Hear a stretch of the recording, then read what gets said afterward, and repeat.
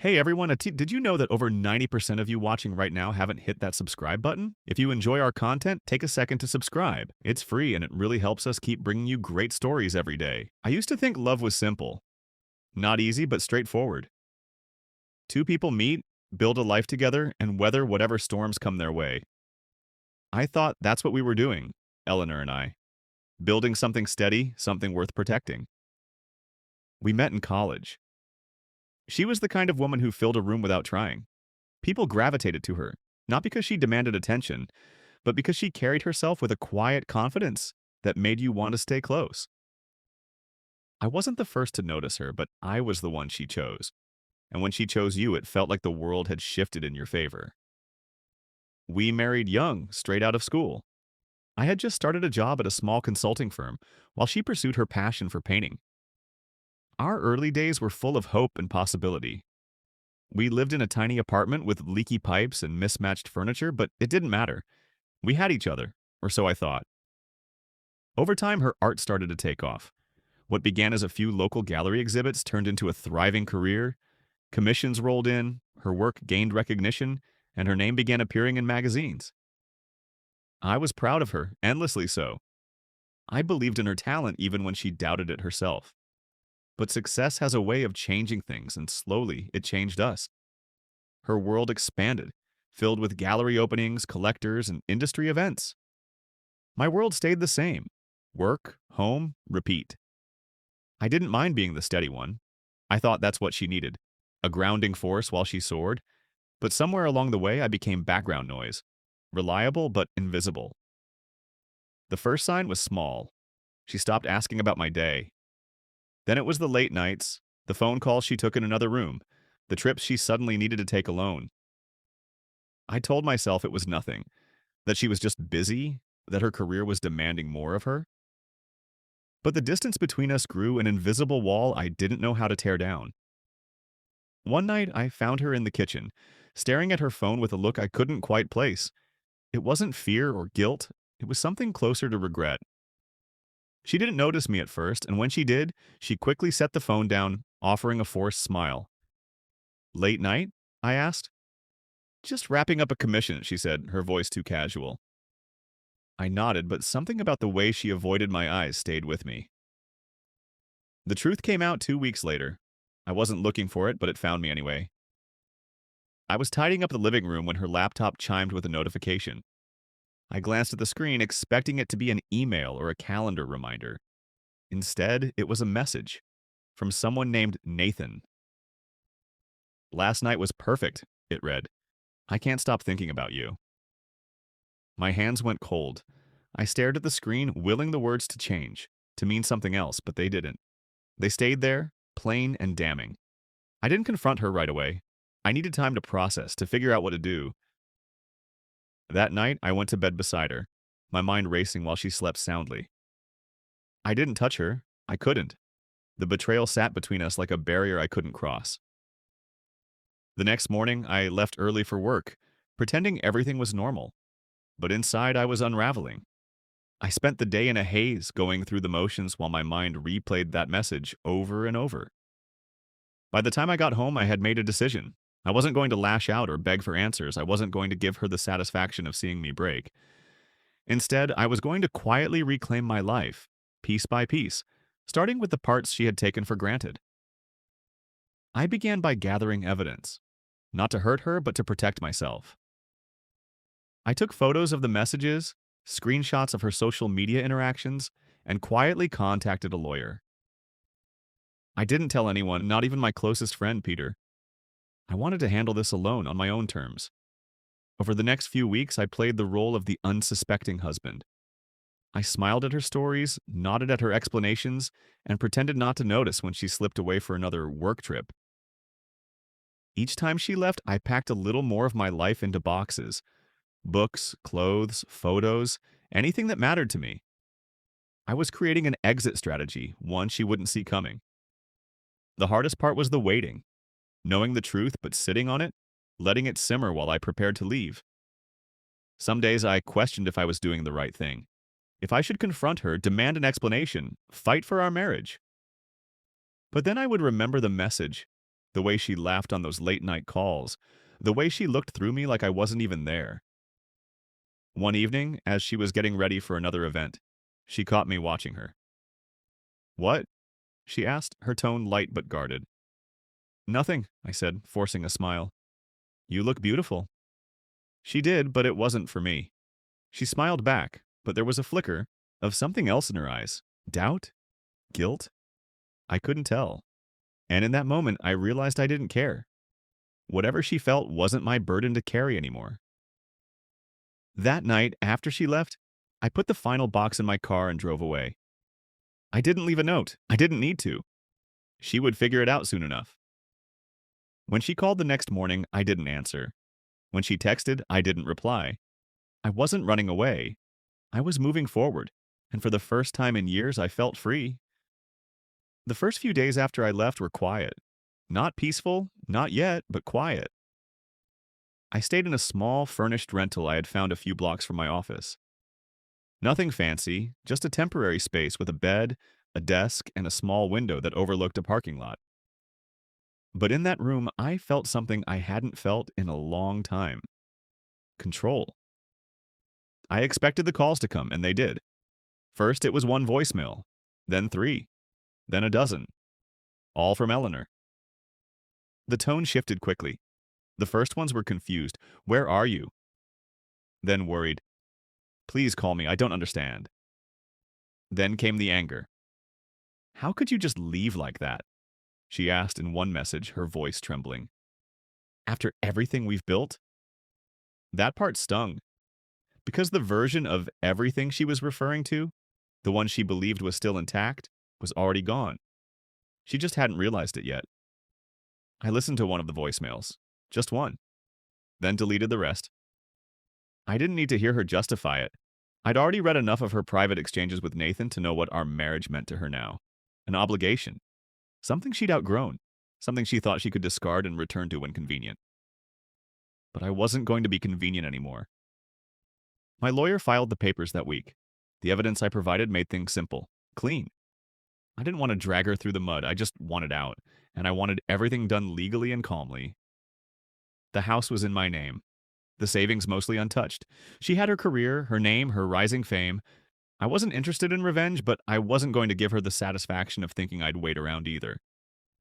A week passed before I finally got a message from her that wasn't angry.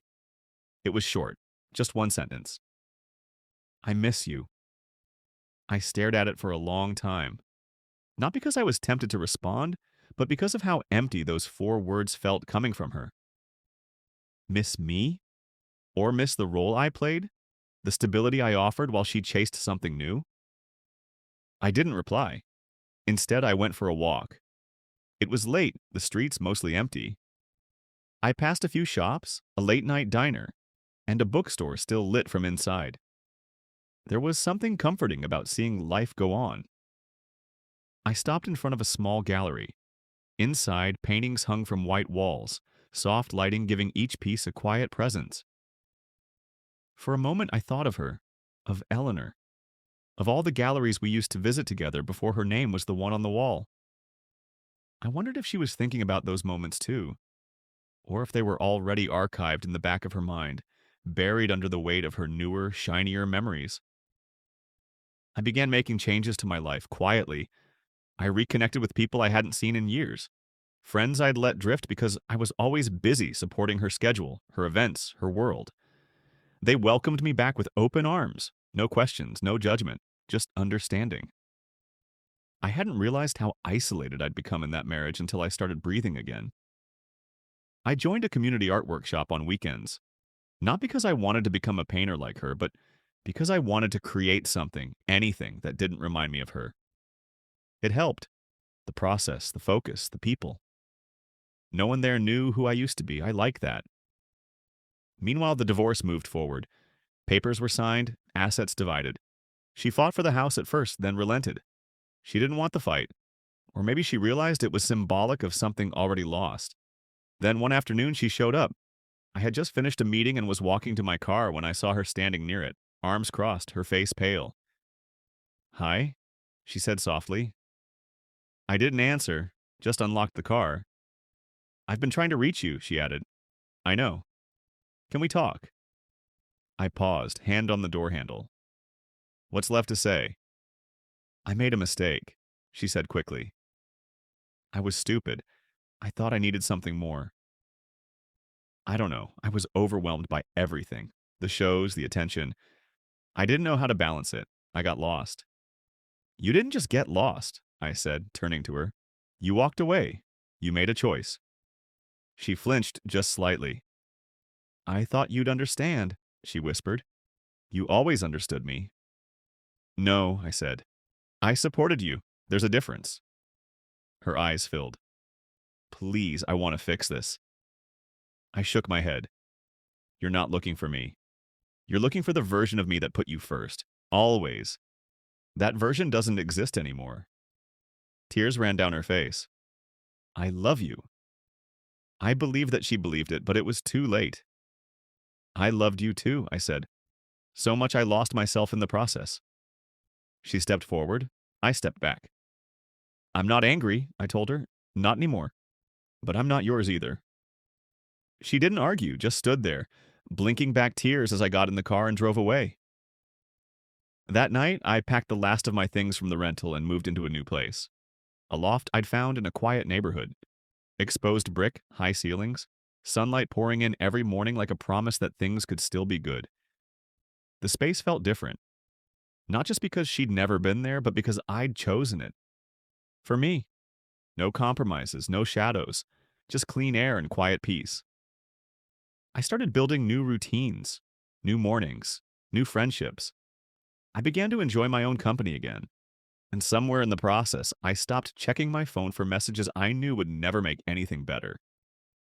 She still sent a few here and there. Updates, little pieces of her life. I never responded. Eventually, they stopped.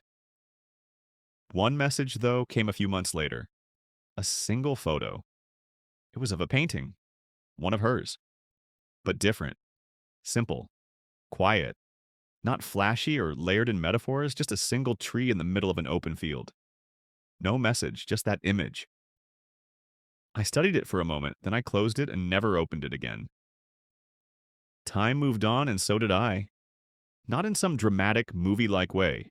There were no sudden epiphanies or grand declarations, just small, steady steps forward. The kind you barely notice until one day you wake up and realize you're not carrying the weight anymore. The loft became home. The stillness that once felt uncomfortable now felt like peace. I filled the space with things that reflected who I was, not who I used to be in our marriage, not the man who clung to someone who had already let go. Just me. I started cooking more, not because anyone was there to eat with me, but because I enjoyed it. I played music while chopping vegetables, tried recipes I never had time for before. I filled the shelves with books I always meant to read. I began to feel like a man who had finally made room in his life for himself. The biggest change wasn't visible. It wasn't in the furniture or the clothes or the haircut. It was in the way I felt when I looked in the mirror. I didn't see someone waiting anymore. One Saturday morning, I walked into a small local gallery, one I'd passed a dozen times but never entered. I wasn't there for a reason, just wandering. But I paused in front of a particular painting. It was simple, a quiet mountain scene.